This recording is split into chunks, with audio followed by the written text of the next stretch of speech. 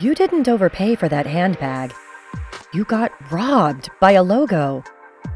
In women's fashion, the price tag rarely reflects the craftsmanship. It reflects the marketing department, the influencer budget, the licensing contract, the luxury illusion.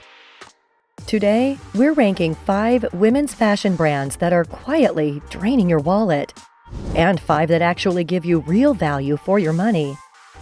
If you've ever bought something because everyone online has it, you need to watch this entire video. Let's start with the offenders. Number 10. Michael Kors, accessories driven. Michael Kors dominates outlet malls, but the deals are an illusion. Those instantly recognizable tote bags with the MK print? Most are made from PVC-coated canvas that costs $3 to $5 per yard. Production for a typical tote runs between $12 and $18, depending on hardware. Retail price? $298 to $398. Even outlet bags priced at $99 aren't selling at a loss. They're designed for outlet pricing, built with cheaper materials, and mass-produced under licensing agreements. The real trick is the branding. Customers think they're getting a luxury discount, but the truth is, they're paying full price for a mid-tier product. Verdict? You're buying a print, not quality. Number 9. Coach Outlet, not Coach Retail. Coach Retail has made huge improvements in craftsmanship, but Coach Outlet is an entirely different universe. Most people don't realize this. Coach Outlet bags are not discounted Coach bags. They're manufactured separately with lower-grade leather, thinner lining, and hardware tested at lower durability thresholds. Material costs per unit, $10 to $20 for outlet. Material cost for retail Coach, $40 to $80. Coach Outlet is engineered around price psychology to make shoppers feel like they're scoring a prestige bargain. You aren't. Verdict? You're paying for the word Coach, not the construction. Number 8. Kate Spade, post-tapestry acquisition. Kate Spade once stood for quirky, well-made accessories, but after the Tapestry acquisition, the brand shifted toward volume manufacturing and aggressive licensing. A standard Kate Spade bag often uses split leather or PU-coated leatherboard, not full grain. Cost to produce ranges between $14 to $22. Retail price? $248 to $398. Even many leather bags rely on bonded leathers, scraps glued and pressed together, while the marketing highlights colors, prints, and playful elegance. It's not that the bags are badly made, they're just not worth the markup. You're buying the aesthetic, not the material integrity. Verdict: fun designs, forgettable construction. Number 7. Skims. Skims mastered social media hype, but let's break down what the fabric actually costs. Most Skims essentials are made from nylon spandex blends, costing $2 to $4 per meter. Production cost per bodysuit, $6 to $8. Retail price, $48 to $78. Skims is not priced around craftsmanship.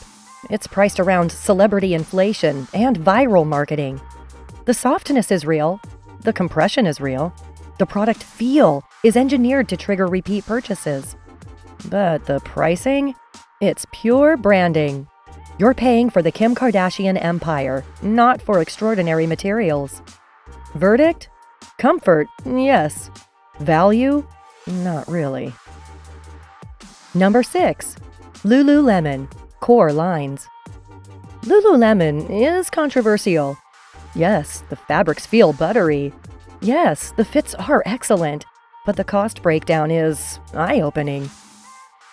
Nulu, the signature Align legging fabric, runs roughly $3 to $5 per meter to produce. Total production cost per pair of leggings, $12 to $16. Retail price, $98 to $128. The seams? Not reinforced enough to justify the markup. The pilling? A known issue tied to the delicate knit.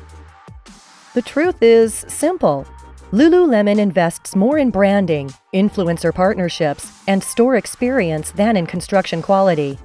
The leggings aren't bad, they're just not $120 good. Verdict? Premium comfort, premium markup. Now that we've exposed the overhyped, let's get into the brands that actually deliver value for the money. These next 5 brands show that craftsmanship, transparency, and quality don't have to cost a fortune. Number 5. Uniqlo. Uniqlo proves transparency works. Their Supima cotton tees? Fiber sourced from certified American growers. Material cost per unit $2 to $3. Retail $14 to $20. Their down jackets list: fill powder, feather ratio, weight, fabric composition.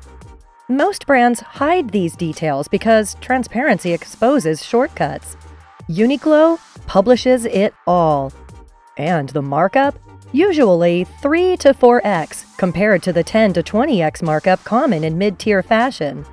You're not paying for influencer campaigns. You're paying for high-volume efficiency and responsible sourcing. Verdict? Honest basics with real value. Number 4. Kuyana. Kuyana built a business on quiet luxury before the term went viral. Their totes and small leather goods use full-grain Argentinian or Italian leather, sourced from reputable tanneries with transparency requirements. Production cost per leather tote? $45 to $70, depending on finish and hardware. Retail? $248 to $348. Yes, it's a markup, but one aligned with material quality and ethical labor. No loud logos, no fake sales, no inflated compare-at prices. Kuyana's whole philosophy is fewer, better, and they actually deliver on it. Verdict? Real leather, real craftsmanship, rational pricing. Number 3. Everlane. When bought strategically. Not every Everlane product is a hit, but the transparency model still offers exceptional value.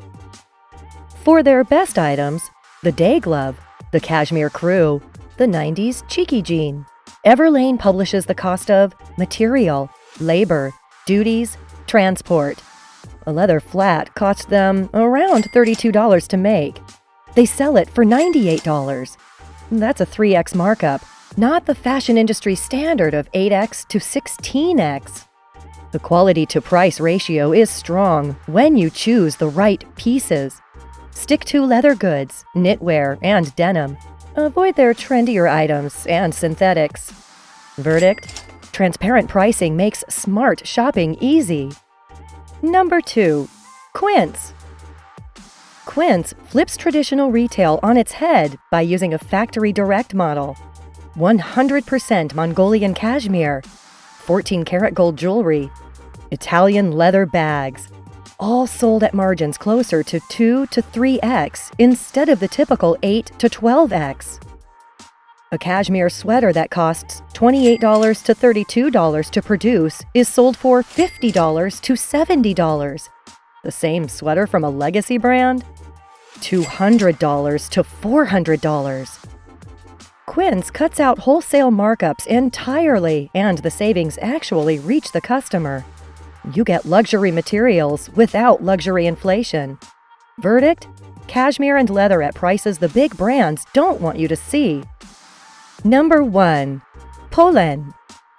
Polène is the best value in modern women's handbags, period. Every bag is handcrafted in Spain using full-grain European leather from tanneries that also supply luxury houses, without charging luxury house premiums. Their best sellers like the Numero 1, Numero D, and Berry use leather costing $35 to $60 per hide. Production cost per bag, $70 to $110. Retail price, $280 to $420. Now compare that to accessible luxury brands. A Kate Spade bag costing $18 to produce sells for $300. A Polène bag costing $100 to produce sells for $380. One is a logo product, one is a luxury product. Polène invests in artisanship, not celebrity campaigns.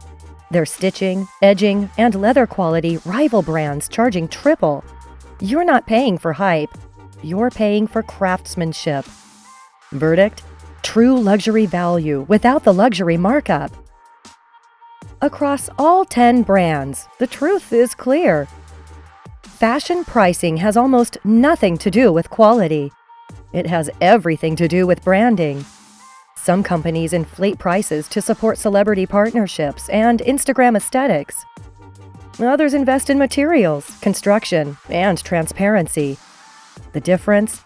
You can feel it the second you hold the product. Good design doesn't require hype. Luxury doesn't require logos. And value doesn't require a discount code. Fashion is personal, but value is measurable. Demand proof. Look beyond the logo. And remember, the most stylish choice is not the most expensive one. It's the most intentional one.